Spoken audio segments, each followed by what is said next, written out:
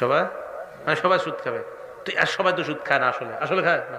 রসুল পরে ব্যাখ্যা করে দিচ্ছে, ওয়াইল্লাম ইয়াকুলহু, যদিও ডাইরেক্ট না খায়, আসওয়াবাহু মিন বুখারিহি, সুদের হাওয়া সবার গায়ে লাগবে, সুদের হাওয়া সবার গায়ে লাগবে। ওনারা আমি আসরের নামাজের পরে নিয়ে গেছি বাজারে, বললাম চলেন আপনারা নান খাওয়ামো, গিরিল খাওয়ামো, এটা কইয়া নিয়ে গেছে। উনি হলো আমগো মসজিদের ইমাম সাহেব।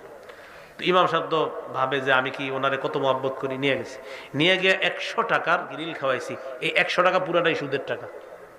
কিসের টাকা? ওনার জন্য নাজায়েজ হবে না, কারণ উনি তো জানে না, এটা সুদের টাকা, উনি খেয়ে ফেলছে। কিন্তু আমি তো ওনার পেটে সুদের হাওয়া ঢুকাই দিছি, সুদের ধোঁয়া ঢুকাই দিলাম না, এই যে সুদের ছোঁয়া লাগাই দিছি, উনি জানে না। তখন কি হবে জানেন? আসরের পরে সুদের ছোঁয়া লাগাই দিছি, মাগরিব নামাজে আর মজা পাবো না।